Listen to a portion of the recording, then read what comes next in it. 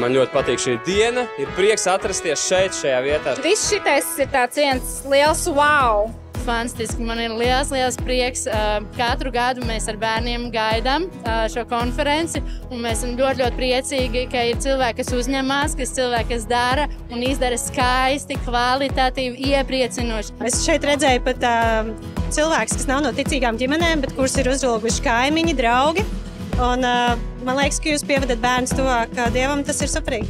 Laikam katru gadu turpinu vispār pārsteigt tā lielā uzņēmība, kaut ko tādu organizēt, jo es pat nestēdos priekšā to milzīgu lielo darbu un to lielo sirdi, kas aiz tā visu stāv kaut ko tādu paveikt. Aizraujoši, jo šie ir mūsu 3. svētki, 3 gadus pēc kārtas mēs uzticīgi braucam. Tas nav vienkārši tusiņš, tas ir tusiņš, kura pamatā ir attiecības ar Dievu, un man liekas, tas tik kolosāli.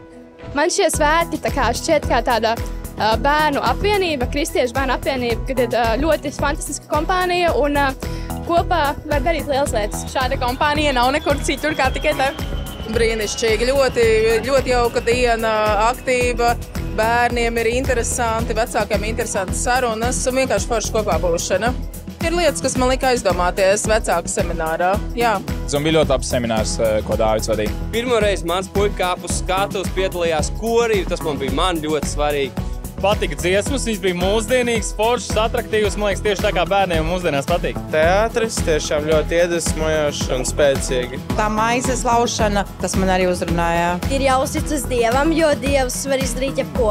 Kā vajag būt Jēzus mācekļiem un sekot Dievam. Jēzus var apsaukt jebkuru vētru un ka viņa beigsies un kad jāuzticas viņam ir. Vieta, kur tam aklējam atvērtās acis, man tas likās ļoti aizkustinoši. Man liekas, tas ir tik skaisti un brīnišķīgi mūsu draudzē, kad nevis tikai par lielajiem tiek gādāts un tā garīgā maizīte, bet arī, ka mūsu bērni šeit jūtās ļoti īpaši. Šādi svētki ir ļoti vajadzīgi, jo tas pirmkārt atvina ģimeni, un tuvina mūs visus pie Jēzus.